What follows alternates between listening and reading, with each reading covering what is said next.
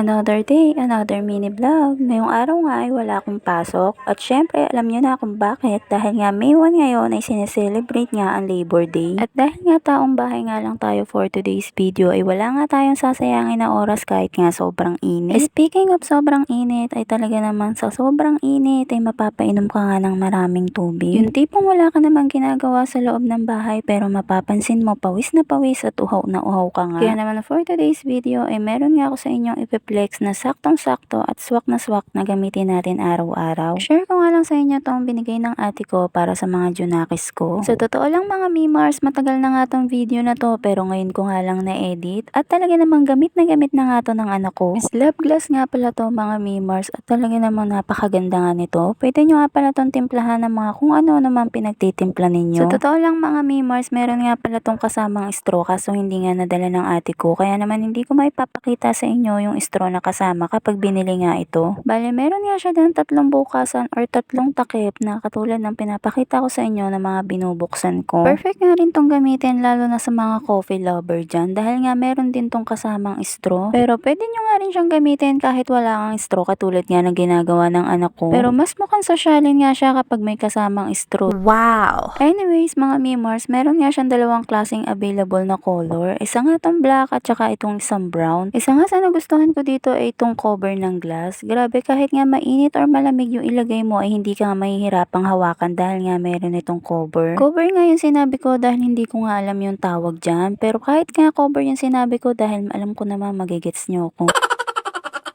Isa nga sa kinaganda dito ay hindi mo basta-basta matatanggal yung takip niya dahil nga napakahigpit or napaka-fit nga nitong pinakatakip nitong glass mug. Dahil nga yung pinakatakip niya ay mayroong plastic or parang goma para yun yung magpapafit doon sa mug or sa glass. Sayang talaga at hindi ko nga maipapakita sa inyo kapag merong straw. Pero wala nga tayong magagawa dahil nga wala talaga akong maipapakitang straw sa inyo at wag na nga nating ipilit kung wala talaga. At ayun na nga yung 2 klase or 2 available na color ng slab glass, coffee mug, or coffee glass kung ano man ang tawag sa glass na to. Perfect nga tong gamitin lalo na't sobrang init na talaga ngayon ng panahon at talaga naman stay hydrated nga tayo. Favorite nga tong gamitin ng 2 kong junakis kaya naman kung gusto nyo rin mag-check out nito ay ililink ko na nga lang dyan sa comment section para doon na nga lang din kayo makabili or hindi na rin kayo mahirapan sa paghahanap ng mga ganitong slab glass or mug glass kung ano man ang tawag dito. Para naman sa hindi makapagbukas ng link sa comment section ay pwede po kayo mag-visit sa aking TikTok account. I-search nyo nga lang yung pangalan kong Mami Sarah's Vlog at noon magdadirect na kayo makakapunta doon at pwede kayo tumingin sa aking basket o doon sa mga showcase. At ayun lang muna for today's mini vlog. See you on my next one. Bye!